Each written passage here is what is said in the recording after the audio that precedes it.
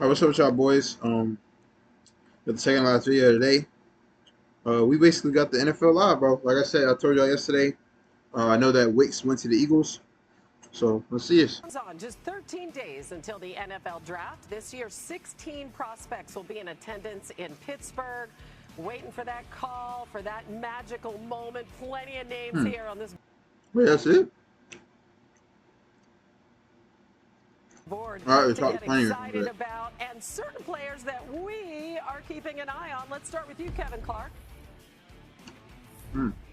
Sonny Styles, 6'5" linebacker, did not miss a tackle during the regular season, and the Big Ten championship game has some of the best tape on.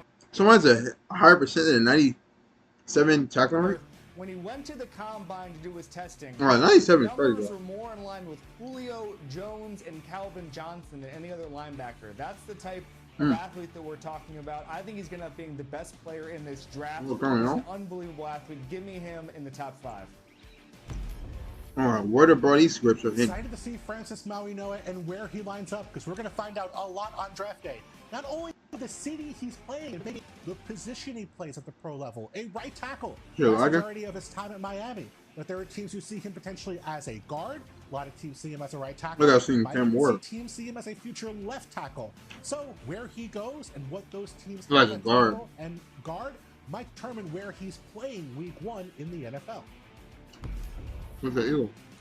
Notre Dame running back Jeremiah Love is one of the most interesting and perhaps most Damn, talented 100 yards. players in the entire draft. Maybe even the most talented player.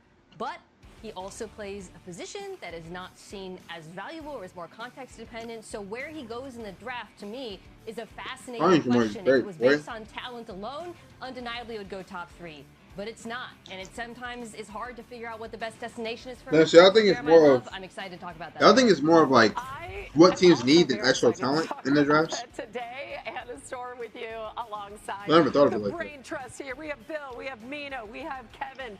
We are getting smarter today, and we also, all of us, we love love. It is hard to argue who has been the most valuable offensive player in college over the last few seasons, and it is indeed the guy that Mina was talking about, Notre Dame's Jeremiah Love. Top 2 in FBS in scrimmage yards and touchdowns. He broke Jerome Bettis' touchdown record, which had stood since 1991. He's been so good, he's gotten the attention of one Saquon Barkley. My boy Barkley? I'm a big fan. Yeah. I'm a really big fan. I think he's a heck of a player. I think has a great chance of going very high in the draft. But whoever gets that guy, again, a guy who is versatile, like can do it all back. He can block. He can run in between tackles, outside tackles. He can catch the ball. 2 years ago in the playoffs against Penn State, he had a run like in the goal line, and I don't know how he got into the end zone. He found a way to get in the end zone, and from there, I knew he was going to be a great back, and super excited for him, and wish him nothing but the best. So cool to hear Saquon say that, Bill. Saquon, the last running back drafted in the top 5. Which team do you think? Because Mina said, you know, it is fascinating. He should probably go to a team that is built to maximize his talents. What do you think's a good fit? I would say Washington, a team maybe Saquon Barkley does not want to see Jeremiah Love go to in the division. But the Commanders already have the infrastructure for that to succeed. They have an established, very solid offensive line led by their star left tackle, Laramie Tunsil. They were effective running the football each of the last 2 seasons with more lesser backs or replacement level backs in the backfield. And they have Jaden Daniels. And when you have a mobile quarterback, that changes the numbers for you up front. Now that backside defensive end, those linebackers, they have eyes on the quarterback, because the quarterback might keep the football and run himself. We saw Saquon Barkley and Derrick Henry both improve their efficiency dramatically as runners when they got with mobile quarterbacks. Saquon with Jalen Hurts, Derrick Henry with Lamar Jackson. So getting him in an offense that's going to have a quarterback who's a threat to run with the football, either on design runs or on scrambles or off of play action, could be a way to make Jeremiah Love's in year 1. All young quarterbacks are mobile. All old quarterbacks are. Simple as that. Until that only like old quarterback that was one. Probably like Cam Newton. Not remind me how bad my Masters picks were, but let's talk about Jeremiah Love here for a second. I'm looking at this and I'm seeing him maybe falling to the back of the top 10 or even out of the top 10 could be the best thing that ever happened to him. We've heard proof of concept from last year. Ashton Genty going to Vegas with nothing around him was a really bad situation for basically everybody involved. It made the pick look worse than it actually was. I'm eyeing the Rams at 13, or potentially trading up into the back half of the top 10. Hasn't happened since Melvin Gordon in the first round. The team trades up to go get the guy. Love the Commanders, as Bill said. That would be a nice pick there. Jaden Daniels obviously trying to accentuate the deep ball again this year, but the running game, the running lanes are going to be a huge part of that. So I think there's a bunch of really good teams now to win. I like the Jahmyr Gibbs model of playing behind a great offensive line, explosive runs, feeding into a contender. That is my fit for Love more than maybe a top 5 team that is still building, wouldn't have the line to support him. My favorite destination, which is not in the top 10, would be Minnesota with pick 18, because I do think they have the infrastructure. And now with Kyler Murray likely as their starting quarterback, the timeline for a superstar running back. You already have your receivers. The offensive line, when healthy, is good enough. And Love, to me, would take a run game that did improve some last year. But that's not going to happen. He's not going to be there at 18. So inside the top 10, I'm going to concur with Bill. I think the Washington Commanders make the most sense, given the fact that their offensive line is in decent shape. You have Terry McLaurin. For me, it would be hard to turn down Carnell Tate if he's available to them, because they do need another receiver, and I think he pairs so well with McLaurin. But I also think the Cleveland Browns at 6 are a very strong candidate to take Tate. And so if Commanders were in that spot with Love as an option for them, I would definitely consider it, but it would also have to go up against one of the top 3 edge rushers if that was an option as well. When we refer to him as a running back, are we selling him a little bit short, Bill, because of the other things that he can do? Like, how would you anticipate that he might be used in the NFL? Fullback. Yeah, the receiving stuff matters here. And we've seen great offenses really incorporate their running backs into the receiving game in special ways. I go back to Sean Payton with the Saints and Alvin Kamara. What about Kyle Shanahan and Christian McCaffrey, and really Sean McVay last year with Callan Williams. When they needed a big play, they went to the running back choice concept. They got the running back out in the backfield, isolated against the linebacker or a safety one-on-one, let him pick his side of the field wherever he wanted to go. And that was the spot they went to third downs and fourth downs over and over and over again, even given all the talent they had elsewhere in that offense. So I think it's going to be incumbent on the new Commander staff to get the most out of him. But we know he can be a very special player as a runner. But I feel like Commanders aren't that good, bro. The 5th most I'm not a liar. missed tackles in the last 2 seasons. So just, put that into the equation. Again, that's one of the great questions. We also have some tremendous wide receivers in the draft. So let's go through that. Matt Miller has locked in his rankings ahead of the NFL draft. These are his top 5 wide receivers. USC's Mekhi Lemon leading things off. Miller most recently has him going 6 to the Browns. We have Ohio State's Carnell Tate. We have Indiana's Omar Cooper Jr. Followed by Jordan Tyson, KC Concepcion next off the board. Kevin, how do you rank this class? Like, take me through the next tier. Yeah, I have Carnell Tate #1, and you do not go broke in this industry by taking an Ohio State receiver. They've been reliable for almost a decade now. I don't think Tate's at the level of Garrett Wilson and Marvin Harrison Jr. and some of these other amazing prospects, Chris Olave, that we've seen. I don't think he's at the level of Jeremiah Smith, who'll be a top 5 pick next year, but I think that he is the best route runner. I think that he will. Jeremiah Smith was a sophomore when we were seeing him. Jaden Daniels again. He will work back to the ball. He will get open. He will be a quarterback's best friend in week 1. I have KC Concepcion at #3, a little bit higher than most people. I just watch him. Watch him at NC State. Watch him in the SEC. He was reliably getting open. He was a forced missed tackle machine. He was a yards after catch demon. About his game, and it's just going to translate really easily, very early into his NFL career. Jordan Tyson, I have #2. I just look at this. I don't know. There's I wouldn't put a lot that is right about him. We talk about his hamstring and his soft tissue stuff, and yes, that's a concern. Yep. But you just turn on the tape and you say, you know what? I'm going to roll the dice on Jordan Tyson. So incredibly deep class. I think there's going to be deep class every year. That's just the way the game is going. The best athletes in the sport at that size. I feel like every team is getting better. I mean, every class. Deep class, maybe forever, but this is a good year to get somebody, especially late in the first round.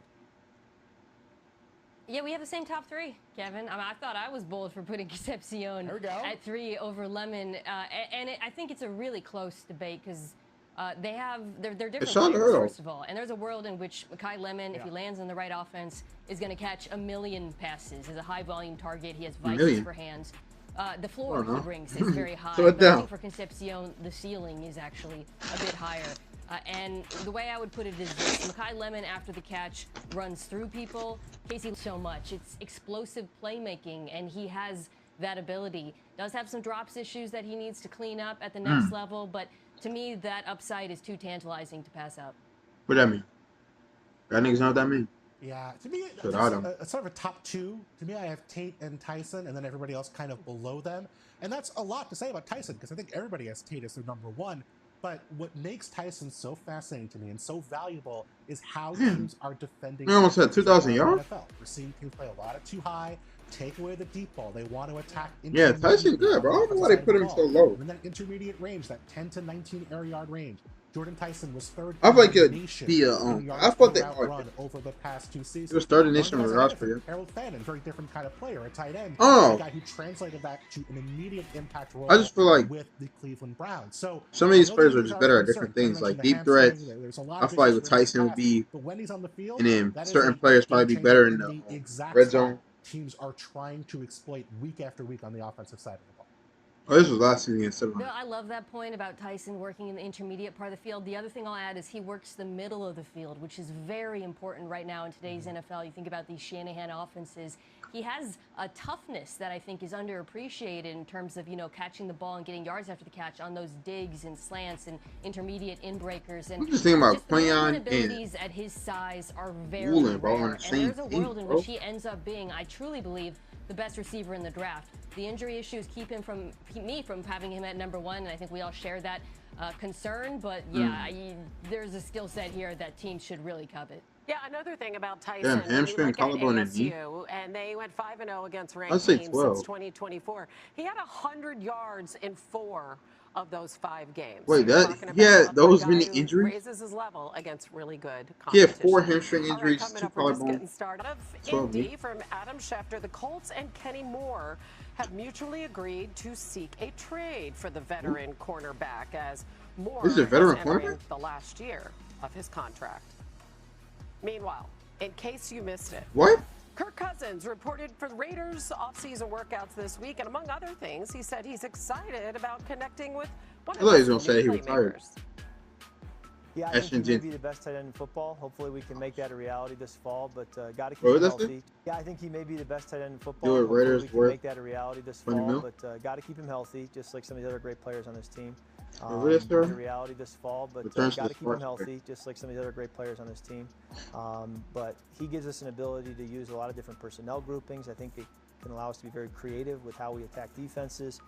I've always really enjoyed playing with talented tight ends because of the curveball defenses, and I expect Brock to be as good of a curveball as I've ever played. Who do you have when he was on there, right? That's some pretty high praise, Mina. How does Brock Bowers elevate this offense, no matter who's playing quarterback? Oh, he didn't do that much last season. Yeah, I like Cousins' comment about his versatility. But he did, that good catch right there. But I ain't gonna lie, outside of that, I'm not gonna say he didn't do good, but like, there was some games where he had like 10 yards. You know what I'm saying? Does split out wide a decent amount. About 100 snaps out there last year, despite missing a lot of games due to injuries. I would look for that to actually increase and for the Raiders to isolate him on the backside as a receiving option for Mendoza, because I do think that pairing could be very helpful for the quarterback. Meanwhile, in case you miss it, as the Giants started their offseason workouts this week, their new offensive coordinator, Matt Nagy, talked about what year 2 could look like. I gotta watch the video on that. They said that the one thing I love about they weren't doing that good. Jackson wants to be the best. He really does. And so when you have that battle, he wants to be the best. He wants to be, coached hard, have that discipline. He wants to be the best. Like nobody else can do timing and his connection with teams. So we're going to do that. It's our job as coaches to be able to show him. Also, he's trying to be the best and get to training camp and get to the games and then win and be able to keep finding areas where he's doing things well. It's just you can make the NFL and really just play for fun. How can Nagy maximize his strengths and also keep him safe? 4-8. He also said Jackson Dart is not Patrick Mahomes, which was sad news for Giants fans to hear. But they do have something in common. They do both run the football really efficiently. Jackson Dart had the best success rate of any quarterback in football when he ran by more than 5 percentage points last season.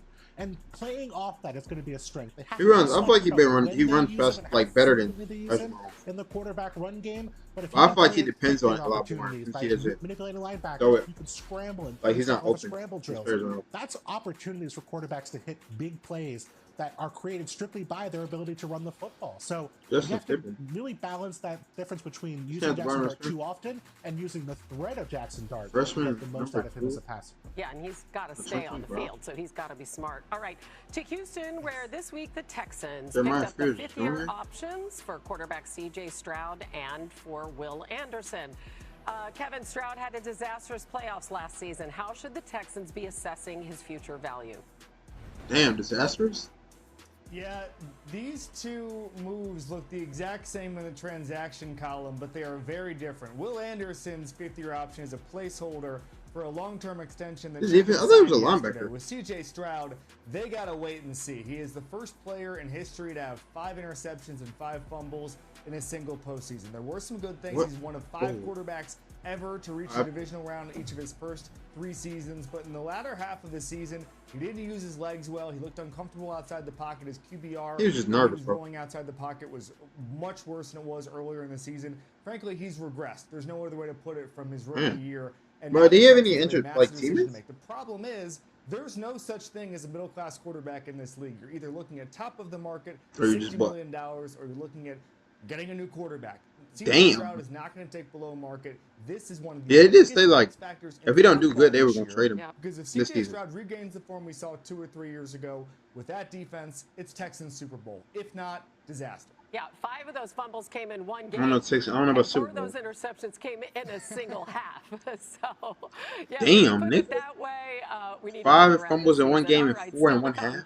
Bill had to talk about the top safety. And I think they still played him too. Caleb Downs. You can see that our draft analysts are high on him. We have Matt Miller, Field Yates, and Mel Kiper having him at 5. Jordan Reed at 7, and then Peter Schrager down to 12. I guess he's not. Do you think that today's defensive schemes increase the value of a versatile safety like Downs?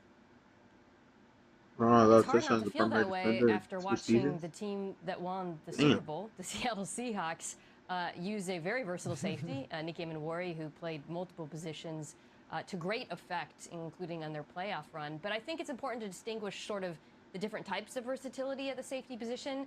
Eamon is closer to like a Kyle Hamilton, where you have him in the box. The versatility he brings is as a blitzer, in addition to covering tight ends and running backs at times, versus safeties who play more the post and use that versatility to disguise your attentions. Post snap, really useful again. Something you see a lot recently across the NFL.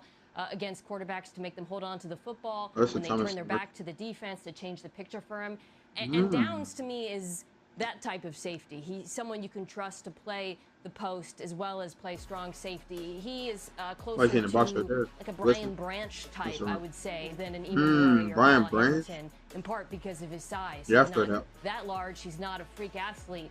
But damn, he is this means an outrageously intelligent football player, always in the right position to make plays. Why you gotta not be a pass in the run? So I think for whatever team that takes him, that is the best way to use him, to utilize his versatility. And I do think he'll be an impact starter immediately in the NFL. Yeah, you mentioned Eamon, and that is to be the really interesting part about how teams are approaching the safety position. The Seahawks played their nickel or dime defense about 95% of the time last year.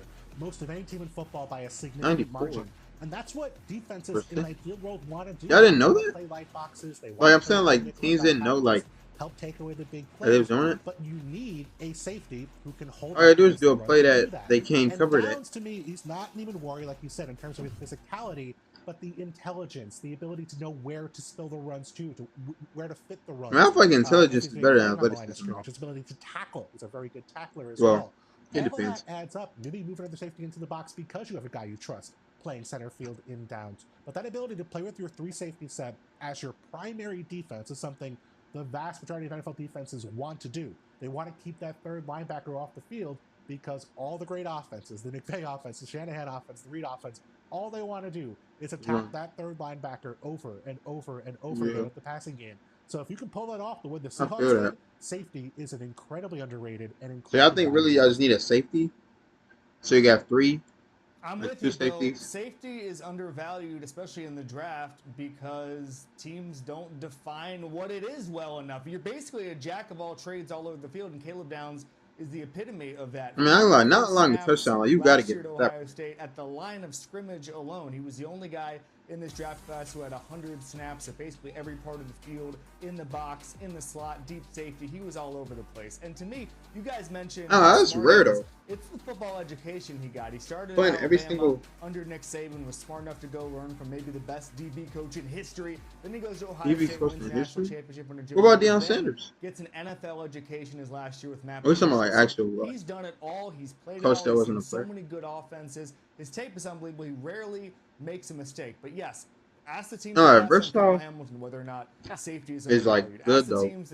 That's rare. 34 picks went by 34 last year.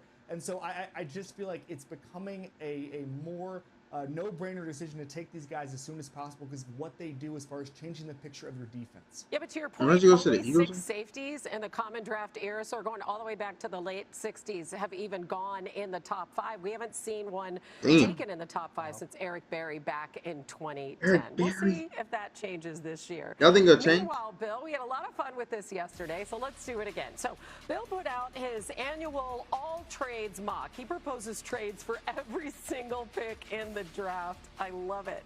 So let's get into a couple. This one's fun. We're going to start with the Chiefs trading up to pick number 4 to get edge rusher David Bailey, Bill. Yeah, I think they need that second edge rusher next to George Karlaftis. Of course, Chris Joe's the focal point of that defense, but can they get that guy? They're going to have to go up to get Bailey, I believe. They give up 9 and 40. You got no gloves, that 4th overall pick and a couple mid-round picks back. Yeah, that's real trenches work. I know they have needs in the secondary. You a D lineman with no gloves? They feel good about, but that's that really bendy. I don't think you wear like no gear for it either. Karlaftis is not that. Not gear, but like and so every good team has a great defensive line. You went up front. The Chiefs, they're struggling a little bit to do it the way they did maybe a couple of years ago. So I think about that trade up. It's a lot to give up. Very good team. This is a chance to get a superstar player at a premium position towards the top of the draft. Mina, what do you think? Well, first, I love this for the Tennessee Titans, and their phone lines should be open to me. This PR, bro, I thought they're just so nice. Not nice, but like, so I just agree with everything. Multiple picks at improving the offense, not just one position. They need offensive linemen. They need wide receivers for Cam Ward. They need tight ends. So the more draft picks the Titans can get. They look. It is a lot. Kind of sneak this in the Titans team. And I think probably how you feel about they need a lot of people. But I will say this to Bill's point: they have multiple needs. But I do think the Chiefs are more likely to get impactful or starting level receivers and corners later in the draft versus the edge position. I have the top 3, and that's actually kind of right. There's a pretty significant drop. There'll be more receivers to get than there is the line. Kind of move. You're kind of right. I agree with that. Titans. You mentioned it, they need a lot of picks because they need a lot of players, and I think that when you start looking at how this draft is shaping up, somebody really good is going to be at 9. Whether that's the aforementioned Caleb Downs, Ruben Bain dropping because of arm length, there's going to be somebody there.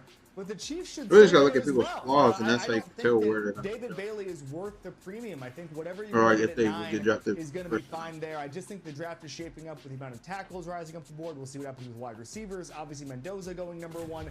There's going to be a real. Well, how y'all know he's going? Imagine he don't go number 1. Both these teams should want to be there. That's why the Chiefs. I know that was kind of tough. This one. Okay, let's go every to single team one. thinks they're going to be between the Ravens and the Dolphins. Bill, break it down for us. Yeah, we're using Chop Robinson to move up, we're getting Chop Robinson for the Ravens. Dolphins moving up from 30 to 14, getting ahead of the Jets, other teams who have needs in the secondary. Chop Robinson's going to be an addition for that Ravens pass rush we talked about yesterday. That was a mess last season. They had Trey Hendrickson, but Chop Robinson was a guy who, as a rookie, was top 10 in the NFL, not amongst rookies, amongst all players in quick pressure rate. Never really seemed to get settled last year, and it was very interesting. I remember this. The Dolphins have talked about their core with their new. I didn't watch the Dolphins game. It's been Devon Achane. I think the only Dolphins game, maybe the Patriots one, and they have not mentioned Chop Robinson, their first round pick from a couple of years ago. So if the Ravens can add a premium edge rush prospect, still the first round pick. But then they lost feels like that dude and both sides. All right, Kev, you buying this one? In like under 2 years, bro. Bill, yesterday I compared you to the Michael Jordan of fake trades, and you're officially in your Washington Wizards era. I do not like this trade for Baltimore Ravens. Okay, so they did it. Disagree. I don't think getting Chop Robinson, who is 2 years closer to being paid in free agency than a rookie this year, is that much of a difference maker to start dangling a pick swap in the first round. I think a guy like Akeem Mesidor, Kendrick Falk, those guys are going to be available. Even someone like Cassius Howe might be a little early for that. Those guys are going to be available and can give you Chop Robinson level production earlier in their career. So they basically saying those other are better for less money. Ravens. That's pretty much Trey Hendrickson if you want a veteran in there. Nice little summary for you. I just feel like they've got so many holes to fill. Having the 30th pick in this draft is a bad idea. Damn, number good 30. With Miami doing the trade. Less good with Baltimore. I would like them just to stay put, quite frankly, because my view is that at pick 14, there's an opportunity to add an impact player at a position they need. I actually think this draft is positioned really well for Baltimore, who I feel their biggest needs. Yes, they could use another pass rusher. They could use a cornerback. But in the first round, I would go offense, either in the interior of the offensive line, like a Venga Ioane, the guard out of Penn State, or a receiver. We talked about how good some of them are. And I do think they're going to have a really nice choice at 14. This is also a team that we know should be in contention, but does have pretty big goals on offense. So I'd like them to address them with a player who can be impactful. They did lose likely. Hey guys, guess what? We have a real trade. While you guys were talking, hold on, what's the trade? There is a real trade in the NFL, not a mock trade. New on NFL Live from Shefty. Okay, I ain't like, I was looking for you because I thought they lied, but yeah, I mean, hey, we got Wicks. I ain't gonna lie, when we played him, he was going crazy. I ain't gonna lie, him and for the other dude, I think he's number 9, played for the Packers. But I ain't gonna lie, bro, got my boy Wicks, for me, I think we got like 5 receivers this offseason. Do think that if we keep AJ Brown, bro, like Jalen Hurts has literally like we could pass anybody and they will score. Feel me saying? So shit. I don't know, man. The Green Bay Packers are trading wide receiver Dontavian Wicks for a 5th round pick. The Philadelphia Eagles. Because I'm being honest, like I feel like with the Eagles, we really just need defense, bro.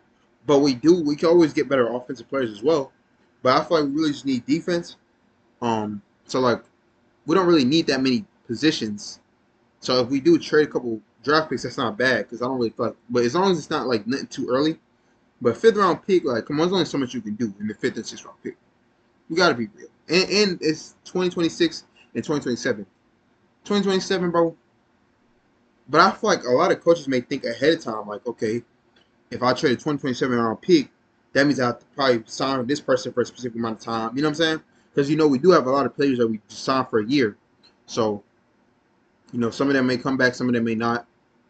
Other players that sign for more than 1 year, they'll obviously stay. So it just depends. Because then they may also know, okay, well, if I have this person for 1 year and this person for 4, well, then I probably don't really have to worry about getting someone for this position for as much money because I already have paid this other person. Exchange for 2026 That's probably better than him. And a 2027 6th round pick.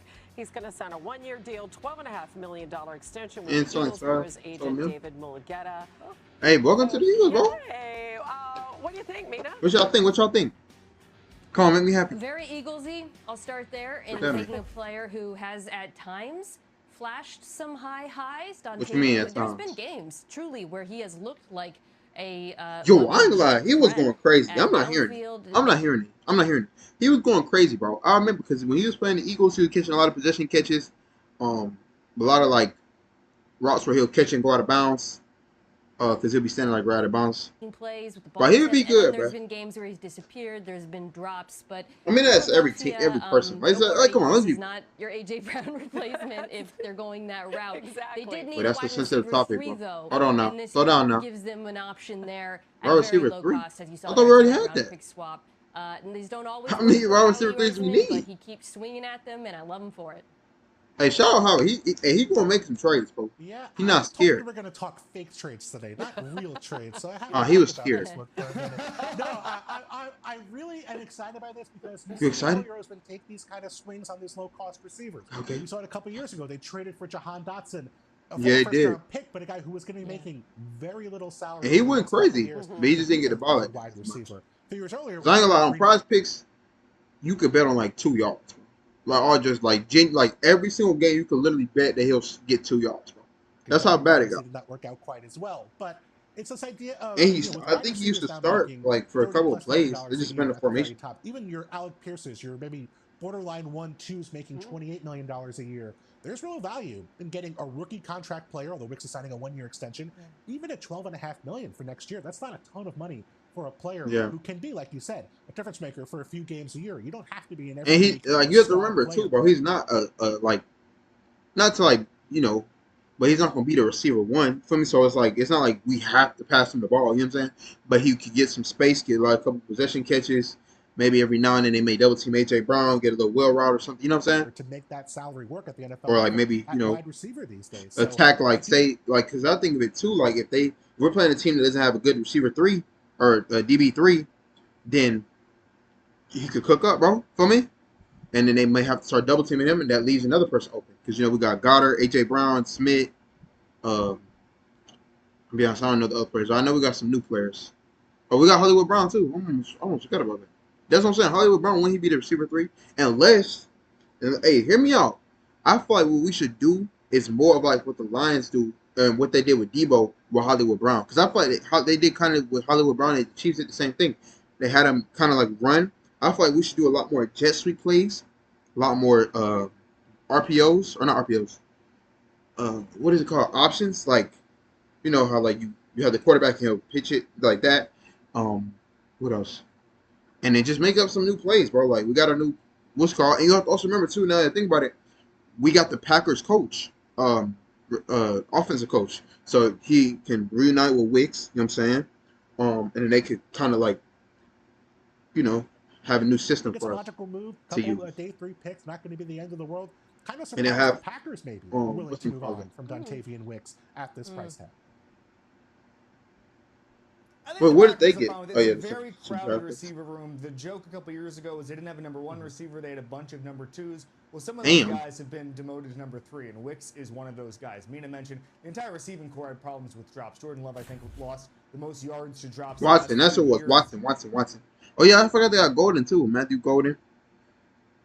And Reed pretty decent. So I don't even know. I really don't know anybody else in this people. I'm guessing. I think I've seen Melton dude play before though. It makes tons of sense. They're a traits-based team when it comes to other than that. flyers. Wicks has and they don't have Dobbs either. Then, Mina said it. I'll reiterate it. Eagles fans, don't panic. So wait, so how was he receiver 3 then? Or were they talking about when Dobbs was on the team? Because maybe Watson, then Dobbs and him. Because if he was still on the team, how would he be receiver 3? Watson, Golden, Reed. I don't know. Exactly. By the way, to your point, look at this wide receiver room. But damn, man, how many receivers you need, nigga? It's like 8 receivers right there, right? 1, 2. That's 9? That means got 9 receivers, bro. Leave in free agency. Yes, we can all settle down. But it's fun. Howie Roseman days away. Good work, Howie. New on NFL Live, we had some more news today from Adam Schefter. The Falcons picking up running back Bijan Robinson's 5th-year contract option. Not a surprise. What that mean? By any stretch of the imagination. That means they just pick him up again. Final draft edition of what's on trend around the NFL. We're going to start Philly with the Eagles. They've been focusing on defense in the first round of recent drafts. In fact, what was you about to say? In fact, their last 5 first-round picks have been on defense. And I feel like the Eagles are different, bro. Like we don't, because I feel like a lot of other teams need offensive players. The Eagles, we tend to need defensive players nowadays because we have such an elite offense. You know what I'm saying? So 9 out of 10, like I feel like I said, if it was like a survey of like who will get drafted first, defense or offense, I feel like offense is always drafted first. Like offensive line, running backs, receivers, quarterbacks. Defense is less likely to get picked first. That's why I feel like a lot of stars may still be, and I feel like we'll probably get a sleeper this year when we draft. I feel like we'll probably get a little sleeper pick that nobody would thought would be good, and then we'll transform. I mean, him into Vic Sirianni's second a good season player, as Eagles head coach. So, or a better player. Should the Eagles stick to that side of the ball in the first round? I feel like we should, in my opinion. In my personal opinion, it might be time to switch to the offensive side of the ball, just because they've collected so much 3 talent and 4 on rookie deals on the defensive side of the ball. Oh yeah. 8 of their 9 last top 100 picks going on the defensive side of the ball. Those guys are about to get a lot more expensive. Your Jalen Carters, your Quinyon Mitchells, your Cooper DeJeans, all those guys are becoming eligible for new deals over the next 12 months. So maybe shift some of those rookie contracts now to the offensive side of the ball. Okay. But what would we need? I would say offensive tackle.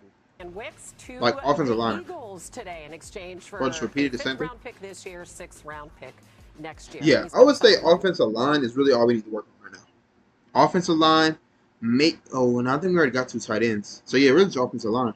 We got another running back. We got Pierce. We got Bigsby, Shipley, and I think one more person. Unless Shipley got traded. Yeah, one more person too. And then, but I thought we got some receivers too. There you go. Meanwhile, to Cleveland now, where the Browns have made a habit of not taking first-round wide receiver. Over the last 30 years, they've Corey Coleman? What you know about Corey Coleman? Braylon Edwards and Corey Coleman. That's tied for the fewest in the NFL. So, Kevin, they have 2 first-round picks in this year's draft. When was the last time the Eagles got their first-round pick?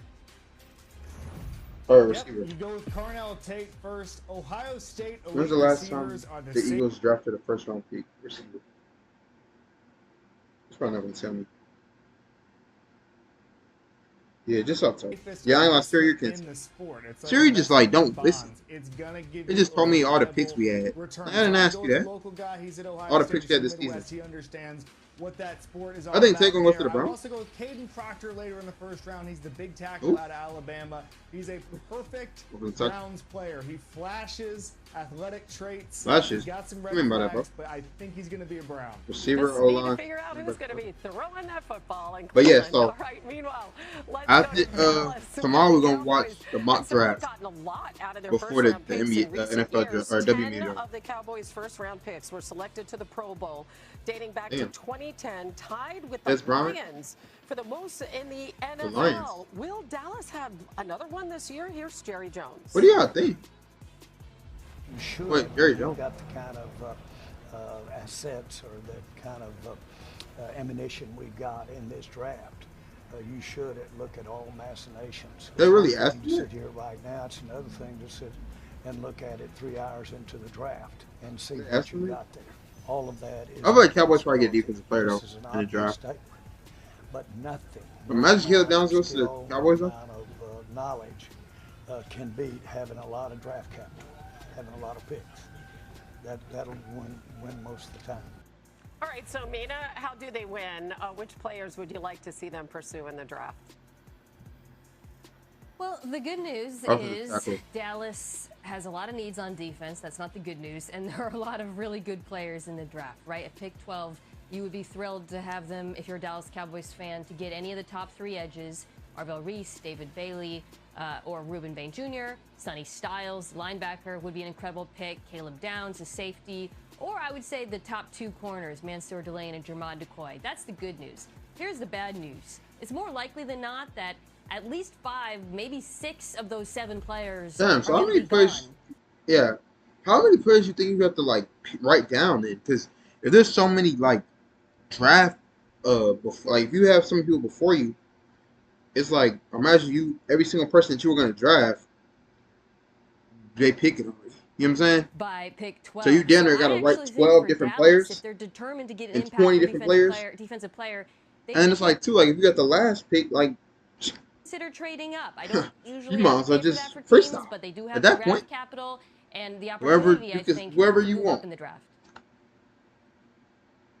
They do have the 2 first-round picks, but they are missing picks elsewhere in this draft. No 2 move down in the 3 after a pair of trades. No 4 and 5 next year. So they can also go in the opposite direction and say, hey, we need to go for quantity over quality. Maybe trade down with one of those first-round picks, add a second-round pick back and maybe try to buy in bulk. I think that's a trade a first round pick for a second round pick. viable strategy because I don't know if they can get Is up that to what the you point said? where they can get that really impactful. Yeah, I don't know what you're talking about, but I ain't.